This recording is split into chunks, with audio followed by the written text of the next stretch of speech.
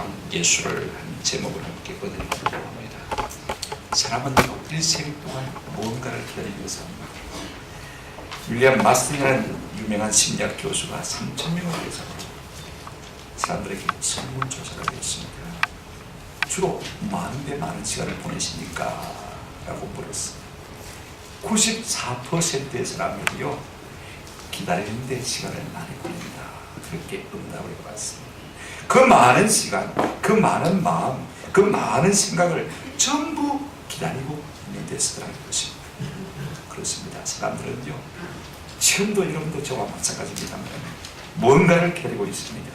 좋은 소식을 기다리고, 좋은 사람을 기다리고, 기회를 기다리고, 좋은 변화를 기다리고, 더 좋은 세월을 기다리고, 더 발전하기를 기다리고, 위로를 기다리고, 무언가를 무단히도 기다리며 사는 존재가 인생이라는 것입니다. 오늘 역시 우리를 무엇인가 다 기다리고 있습니다. 유대 백성들도요, 일평생 메시아를 기다렸습니다. 본문의 상황이 어떤 상황인가 하면요, 이제 남유다 왕국의 형제 왕국인 북이스라엘은 이미 아수란 강대국에서 당하고 말았습니다. 남유다 조그마한 나라도 이제는 신흥 강대국인 바벨론에 의해서 언제 어떻게 망할지 모르는 풍전등화 같은 위기 앞에 있는 것입니다. 아니, 이사야 선지자는 실제로 유다가 바벨론에 의해서 망해버리고 없는 상황을 기정사실하고 오늘 이 말씀을 하고 있는 것을 볼 수가 있습니다. 나라가 망하고 없어요.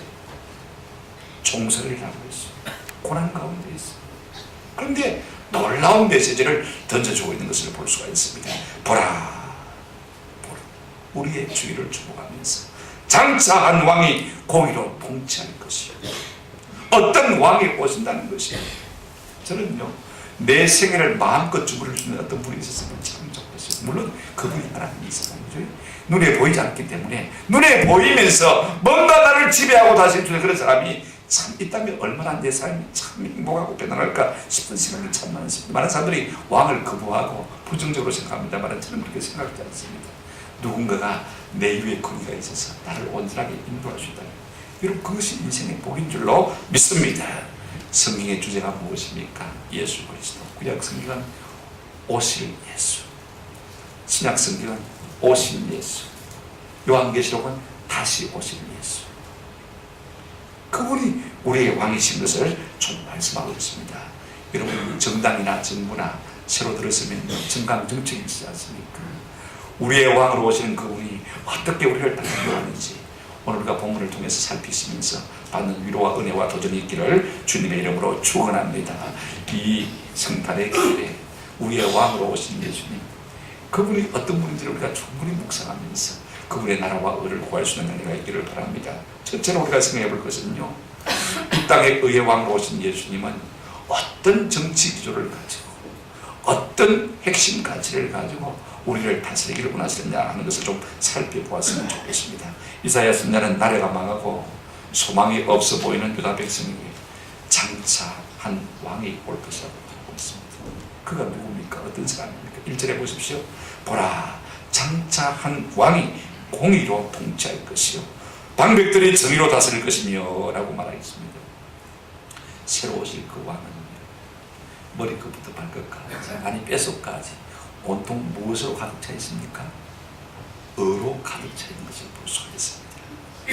의가 무엇입니까? 바름이지요, 옳음이지요, 정직함이지요, 깨끗함이지요, 거룩함입니다. 오늘 우리가 살고 있는 이 세상은요, 이것이 없어서 마음이 상한 사람들이 얼마나 많은지 몰라요. 불법이 판을 치고 불의가 판을 치고 악한 것이 개성을 뿌리고 더럽고 추한 사람들이 앞서서 우리를 짓밟는 것을 보면서 마음이 상한 사람들이 얼마나 많은지 모르는 것입니다. 한 사람이 가진 핵심 가치는요, 바로 그 존재를 하는 거예요. 그가 모토로 하는 것이 정의라고 공의라면요, 그 인격도 그 모든 존재도 정의로운 사람이면 틀림이 없는 것입니다. 그렇다면 이사야 선지자가 말하는 장차 올 의의 왕, 그가 누구냐? 분명히 이사야 선지자는 다시 오실 메시아 예수 그리스도, 그분을 말하고 있는 것입니다. 그분의 핵심 가치가 뭐예요? 그분이 모토로 하고 있는 것이 무엇입니까? 의가 없는 세상 가운데 의를 주시겠다는 것이 그분의 모토인 것입니다. 좋은 조금도 그분에게는 불의와 불법이 없습니다. 흠과 티와 주님 잡힌 것이 없는 것입니다. 그분께 붙어있는 방백들도 다 그러할 것입니다. 그분의 다스림을 받는 모든 백성들도 다 이와 같은 가운데 살게 될 줄로 믿습니다. 오늘 1절 이렇게 말하고 있습니다. 보라, 한 장차 한 왕이 공의로 통치할 것입니다. 우리 예수님이 땅에 오셔서 공의로 다스릴 분이십니다. 오늘 본문의 배경을 살펴보면요, 지금 유대인들의 마음속에 어떤 마음이 있느냐면, 어떻게 덜 불의한 우리를 더 불의한 바벨론의 손에 맡겨서 심판할 수 있느냐, 이것이 지금 이스라엘 백성들의 마음속에 의구심입니다. 하나님, 공의로우신 하나님이 어떻게 그럴 수가 있냐는 것입니다. 그래서 우리가 하나님을 믿다고 믿고 하나님을 쓴다고 섬기는데 전혀 하나님을 모르는 바벨론을 통해서 하나님이 우리를 심판하시다니, 그것이 말이 됩니까? 불편부당하지 않습니까? 그래서 그 문제를 가지고 하박국 선지자도 하나님 앞에 나갔고, 예레미야 선지자도 그렇게 하나님 앞에 항의를 했던 사람 가운데 한 사람이 아닌 것입니까? 그렇습니다. 우리가 듣는 땅은 불의와 불법이 파는치는 악한 세상입니다. 오히려 악한 사람이 더 큰 소리치는 세상 아닙니까? 이런 억울한 일 때문에 우리가 눈물 짓는 세상인 것입니다. 도덕적으로 우리보다 훨씬 못한 사람이 직장에서 우리보다 상사라고 우리에게 날마다 스트레스를 줄 때, 무시를 할 때, 여러분 어떤 생각이 들 때가 많습니다. 불의하고 악한 사람들께서 내 소중한 것을 빼앗기게 되어질 때, 손해를 보게 되어질 때, 아무런 죄도 없이 영문도 모른 채 내 생명의 손상을 입게 되어질 때, 우리의 마음속에 울분이 가득 차게 되는 것입니다. 그러므로 우리가 살고 있는 세상은 별빛 없는 캄캄한 겨울 숲과 같이 차가운 숲과 같은 것입니다. 이와 같은 세상에 우리 주님이 오셔서 우리를 어떻게 다스리시겠다고요? 공의로 다스리겠다. 할렐루야. 의가 없는 세상에 의를 나타내게 됩니다. 주님이 다스리는 그 나라가 되면 사막이 곡동산되는 은혜가 있을 줄로 믿습니다. 그런가 하면 그 방백들도 정의로 세상을 다스릴 것이라. 1절 하반절에 방백들이 정의로 다스릴 것이며, 그 왕이 공의로우신 분이라면 그의 신하들도 공의로울 수밖에 없는 것입니다. 저는 이 본문을 읽으면서 갑자기 제 마음속에 그런 생각이 들어왔습니다. 왕이 공의로우신 분이고 방백도 정의로우신 분이라면, 그러면 그 나라의 백성들은 어떤 사람일까? 어떤 사람이 그 나라의 백성들이 될 수 있을까? 여러분, 어떤 사람이 그 공의로우신 하나님 나라의 백성이 될 수 있을 것 같아요? 간단하지. 한번 더 합시다. 의에 줄이고 목마른 사람입니다. 의가 없는 세상에서, 의가 없는 그것 때문에 마음이 상했어. 찬물을 줄이고 목말라는 그 사람이 그 나라의 백성이 될 자격이 있는 줄로 믿습니다. 누가 성도이고 누가 크리스천이 될 수 있겠습니까? 누가 하나님의 백성이 될 수 있겠습니까? 그 마음에 의에 줄이고 목마른 자가 하나님 나라의 백성이 되는 은혜를 누릴 줄로 믿습니다. 우리 예수님은 마태복음 5장 6장에서 의에 줄이고 목마른 자는 복이 있나니 저희가 배부를 것입니다. 의의 주님이 오셔서 우리를 다스리게 되었지만, 그 주님의 다스림을 받는 우리 마음이 쉼을 얻고 위로를 얻고 힘을 얻게 될 줄로 믿습니다. 그렇다면 이렇게 통치한 결과 얻는 열매가 무엇일까요? 여러분 32장 17절 조금만 넘기시면 한번 같이 읽어보십시다. 다 같이 읽겠습니다. 시작. 공의의 열매는 화평이요 공의의 결과는 영원한 평안과 안전이라. 하나님께서 우리에게 공의로 다스릴 때, 오늘 우리 속에 의에 줄이고 목마른 이와 같은 은혜가 임하게 되어질 때, 의의 나라가 이루어질 때 우리 속에 뭐가 오게 되어집니까? 화평이 있게 되어지고, 공의의 결과는 영원한 평안과 안전이라. 세상에서 이것을 맛볼 수 없지만 우리 주님이 다스리는 의의 나라가 이 땅에 임하게 되어지면요, 화평과 평안과 안전이 우리 가운데 머무르게 될 줄로 믿습니다. 저는 이 성탄의 계절에 이 같은 은혜가 우리 심령 가운데 있기를 주님의 이름으로 축원합니다. 그렇다면 그 의의 왕이신 주님께서 어떤 비전을 가지고 우리를 다스리기를 소원하느냐, 2절 말씀을 통해서 우리가 좀 살펴봤으면 좋겠습니다. 자, 2절 말씀 한번 같이 읽어보시겠습니다. 그분이 우리를 향하시는 꿈이 무엇이냐? 자기 백성들을 향하시는 꿈이 무엇인가? 2절 한번 같이 읽어보십시다. 시작. 또 그 사람은 광풍을 피하는 곳, 폭우를 가리는 곳 같을 것이며, 마른 땅에 맹불 같을 것이며, 공비한 땅에 큰 바위끈을 같으니, 우리 주님이 보시는 인생은 어떤 인생입니까? 다 하나같이 비바람을 만다 하나같이 메마른 광야를 걷고 있는 인생으로 보신 것을 우리가 볼 수가 있습니다.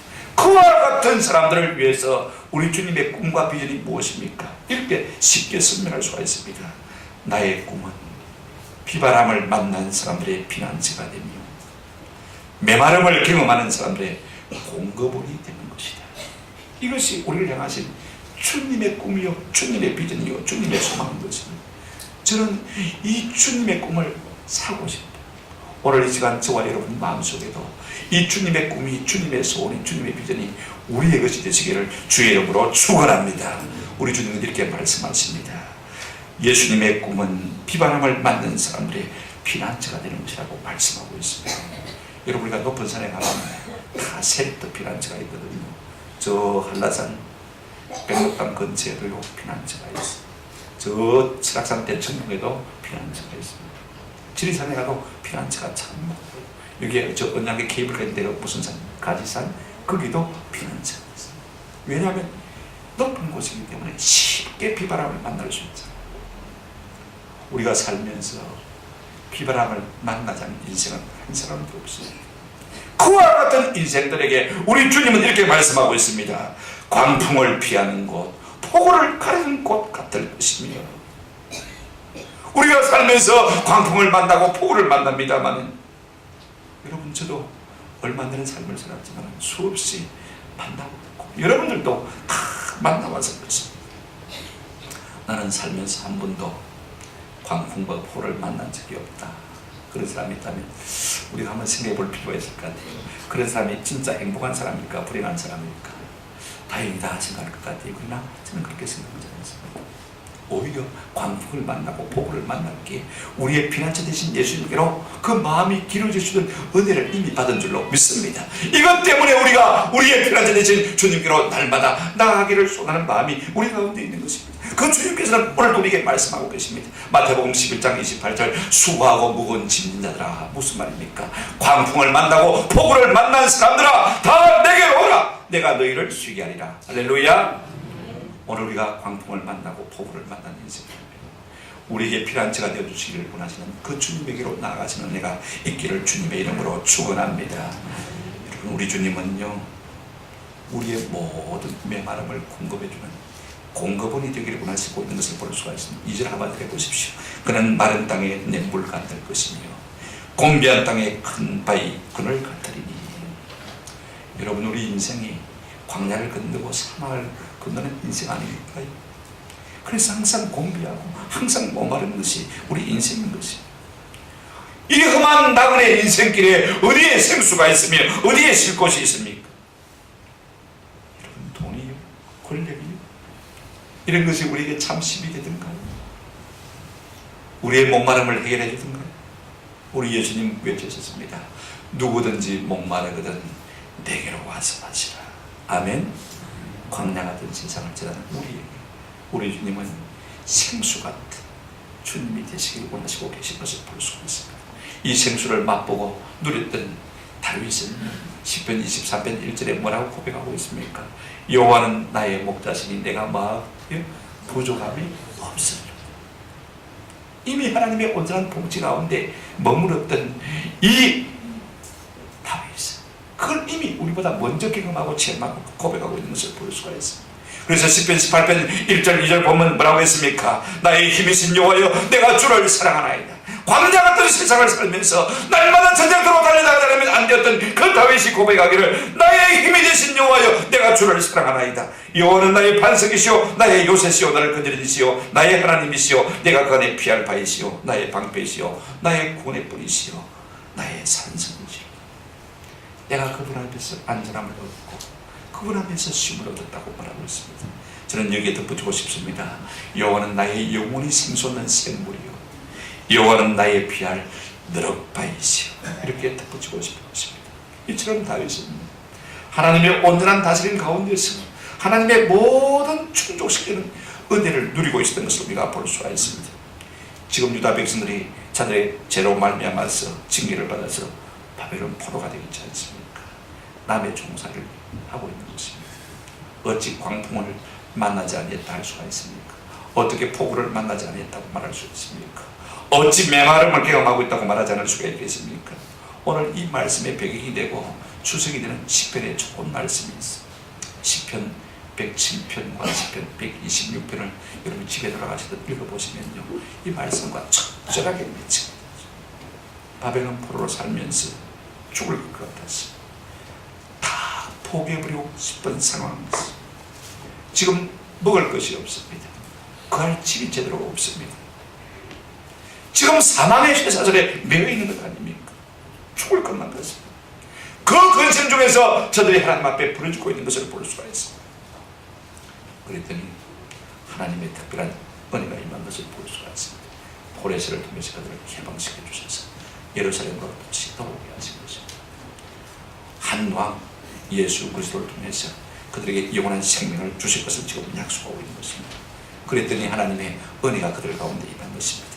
별빛 한 자락 없는 겨울숲에 주저앉아 있었지만 하나님께서 그들 가운데 빛을 비추어 주신 것, 그들은 가까스로 바벨론에서 해방되어서 자유를 맛보게 되는 것입니다.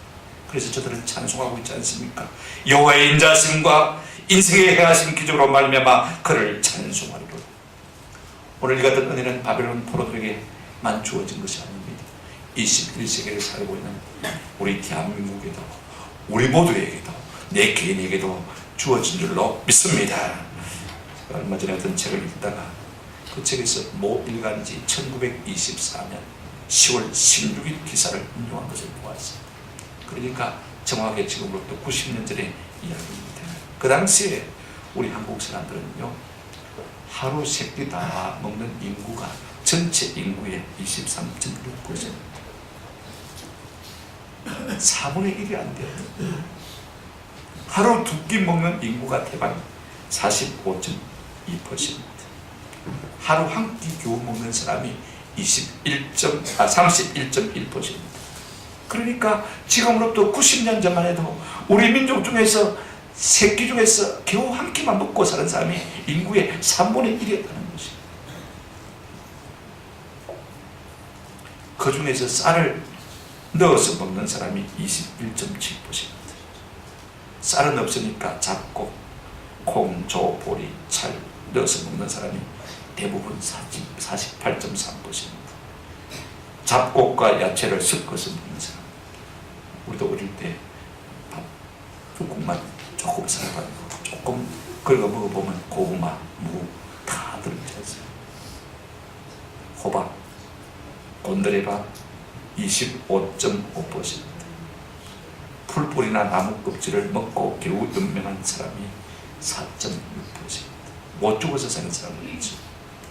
근데 이것도요, 3월이 지나고 4, 5월이 되어지면요, 이 수치가 아무런 의미가 없어진다고 그래요. 왜일까요? 아시죠? 어른들은요, 뭐가 있습니까? 보릿고개. 누구나가 이 험한 고개를 넘어가야 됐던 것입니다. 여러분, 그와 같은 민족입니다.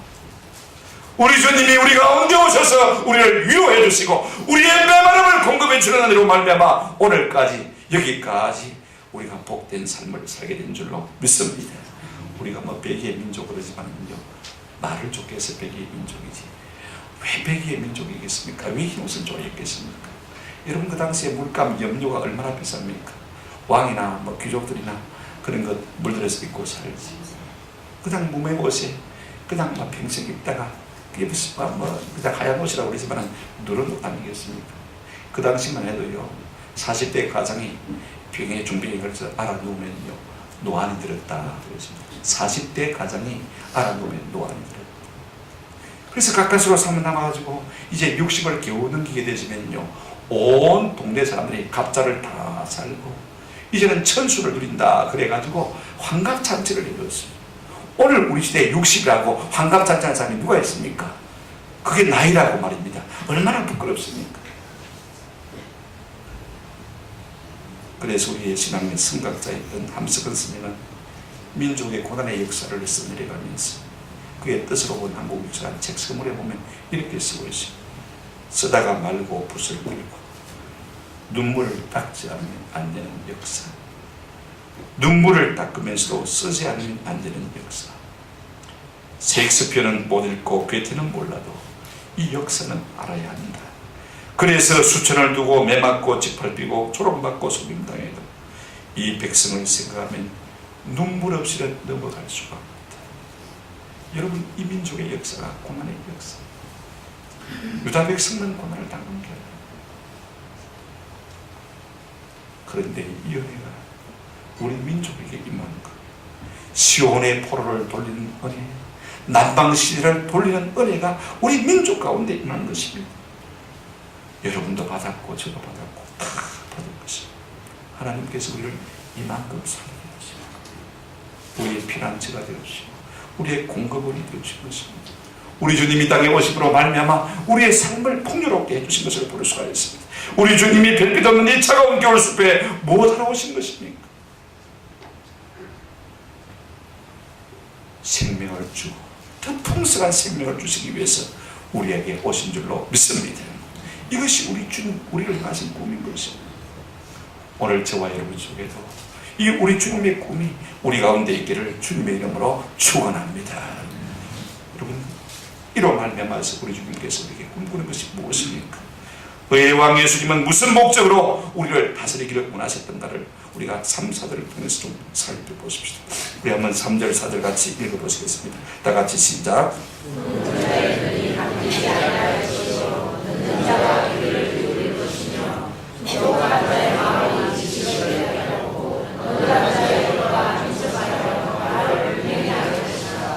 우리 주님이 모든 일을 통해서 우리의 눈을 열고 우리의 귀를 열고 우리의 마음을 열고 입을 열어서 진리를 깨닫게 하시고 영원한 생명 가운데 살게 하시기를 소원하신 것을 볼 수가 있습니다. 여러분 보십시오. 우리 주님이 우리 가운데 다스리시면요, 우리의 눈이 열려지는 놀라운 은혜가 있게 될 줄로 믿습니다. 오늘 3절에 이렇게 말하고 있습니다. 보는 자의 눈이 마하지 아니할 것이요 감기지 아니할 것이요. 빛이 비추는데 눈을 감을 바보가 어디 있습니까? 여러분, 빛을 보고도 눈을 감는 것은 범죄, 죄악이에요. 목발 없이는 한 발짝도 옮겨놓을 수 없었던 우리 고 장영희 서강대 영탁학 교수, 그분이 쓴 내 생의 땅 한 번이라는 책에서 이분이 이렇게 말하고 있습니다. 희망을 가지지 않는 것은 죄다. 희망을 가지지 않는 것은 죄다. 빛을 보고도 눈을 감아버리는 것은 자살 행위와 같기 때문에 오늘의 태양이시오 우리의 생명의 빛이 예수님께서 우리 가운데 오셨습니다. 이 빛을 우리가 어떻게 해야 되겠습니까? 눈을 감아버릴 것입니까? 바라고 그 생명 가운데 있는 은혜가 있기를 주님의 이름으로 축원합니다. 바벨론의 포로로 끌려갔던 그 백성에게도 빛이 비쳤고 오늘 우리 민족에게도 빛이 비쳤고 오늘 우리 가운데도 이 생명의 빛이 비쳐서 이 생명의 비침을 받고 우리가 살고 생명을 얻는 것 아닙니까? 이 놀라운 예언의 성취를 마태복음 4장 16절에서 이렇게 표현하고 있습니다.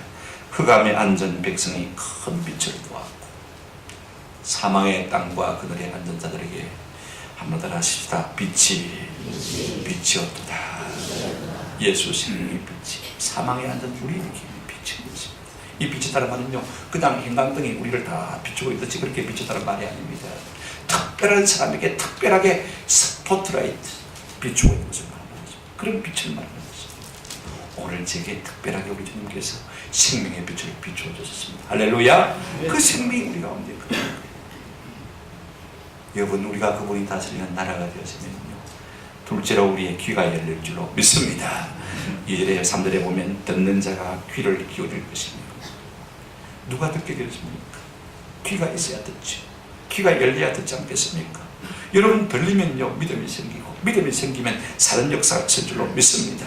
요한복음 5장 25절 우리 예수님 이렇게 말씀하셨습니다. 진실로 진실로 너희에게 이르노니 죽은 자들이 하나님의 아들의 음성을 들을 때가 오나니 곧 이때라. 죽은 자가 하나님의 음성을 들을 때가 오나니 곧 어떤 때라? 이때라. 한번 따라 하십시다. 듣는 자는 살아나리라. 귀를 여시고 우리에게 생명의 말씀을 들려주심으로 말미암아 우리 주님께서 살리시기 위해서 의의 왕으로 이 땅에 오신 줄로 믿습니다. 그분을 만나면요, 우리의 영의 귀가 열려서 생명의 말씀을 듣고 사는 역사가 있게 될 줄로 믿습니다. 이 같은 은혜가 있을 수 있기를 주님의 이름으로 축원합니다. 셋째, 우리 주님이 우리를 다스리시면요, 마음이 열려지게 되어져요. 4절에 보시기를 바랍니다. 조급한 자의 마음이 지식을 깨닫고. 여러분, 예수 안에 있는 사람은요, 우리 주님의 다스림을 받는 사람은 어리석은 사람은 한 사람도 없습니다. 다 지혜를 누릴 수밖에 없어요. 여러분, 세상에서 가장 어리석은 사람이 누구냐면요, 저는 이제 50 넘었으니까 깨달았잖아요. 한번 더 합시다. 가장 어리석은 사람은 그 마음이 조급한 사람입니다. 저는 늘 1등하고 싶었어요. 남보다 먼저 하고 싶었어요. 그러나 그것이 빨리 가는 게 아닙니다. 오히려 더듬이 가는 거예요. 왜 조급한 것이 어리석으냐? 잠언서 말씀한 우리가 두곳을 살펴봐도요, 조급한 것이 얼마나 어리석은지를 우리가 알 수가 있어요. 잠언 14장 29절 한번 같이 읽어보십시다. 시작. 노하기를 들으면 크게 외치라. 마음이 조급한 자는 어리석음을 나타내느니라. 마음이 급한 사람, 안달이라는 사람은요, 어리석은 사람이다. 더 놀라운 말씀이 하나 있습니다. 말이 조급한 사람도 어리석은 사람입니다. 잠언 29장 2절 같이 한번 읽어보십시다. 시작. 내가 말이 조급한 사람을 부르냐 그보다 미련한 자에게 오히려 말이 조급한 사람보다 어리석은 사람이 없다는 말이에요. 어리석은 사람입니다.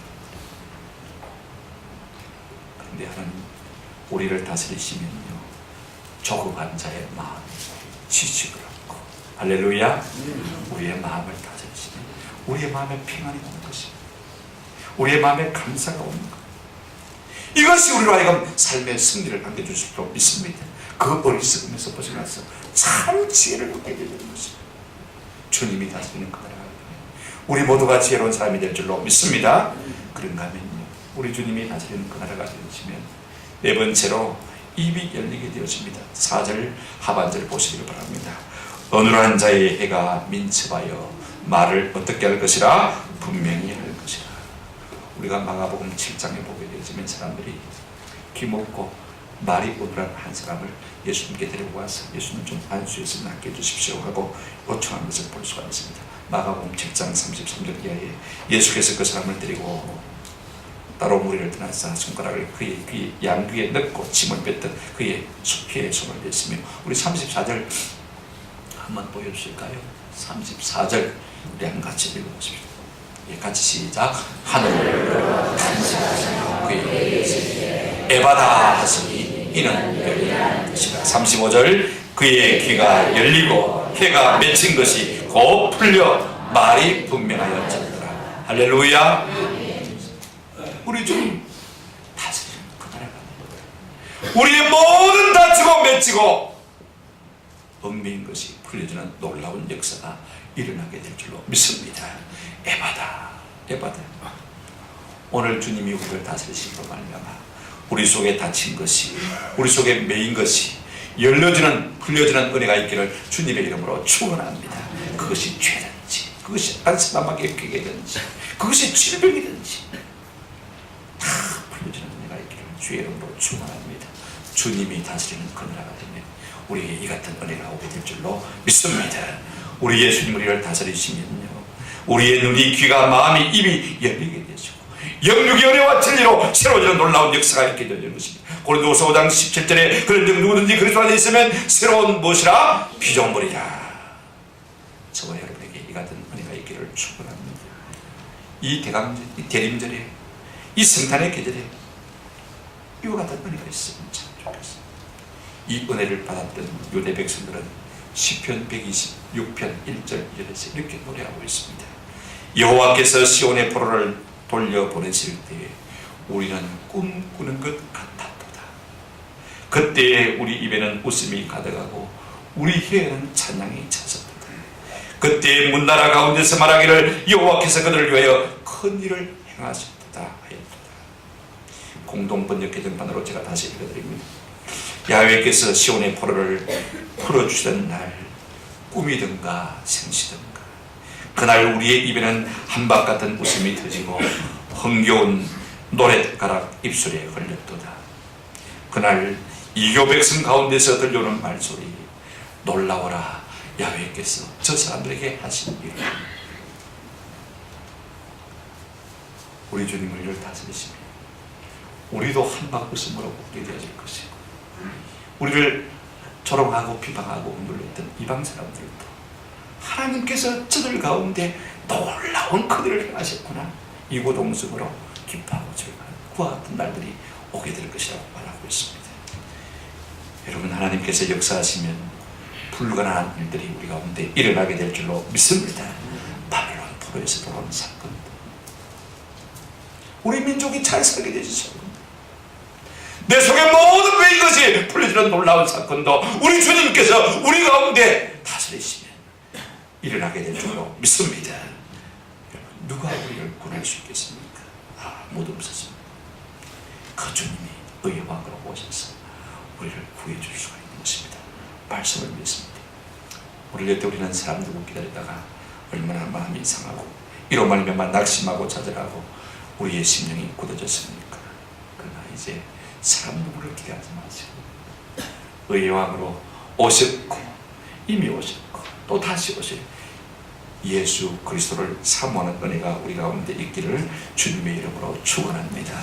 그분이 공의를 다스린다면 우리는 그분의 의 가운데서 만족을 누리게 될 것입니다.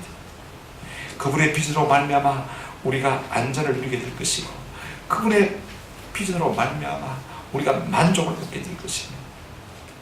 그분이 우리를 다스리시면 우리가 새로운 비전으로 거듭난다고 은혜와 진리와 영원한 생명으로 우리 가운데 충만하게 될 줄로 믿습니다.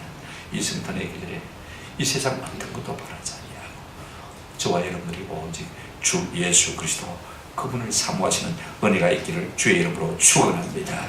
주님이 내 속에 오시면요, 내 한 사람의 제국도 변하게 될 줄로 믿습니다. 주님이 우리 가운데 오시면 우리 교회도 변하게 될 줄로 믿습니다. 주님이 우리나라에 오시면 이 민족도 변하는 놀라운 역사가 일어나게 될 줄로 믿습니다. 주님이 북한 땅에 오시면 북한도 변하는 역사가 일어나게 될 줄로 믿습니다. 마라나타, 아멘. 주 예수의 오시옵소서. 이 성탄의 계절에 주님의 은혜를, 주님의 오심을 사모하시는 저와 여러분 되시기를 주님의 이름으로 축원합니다. 아멘.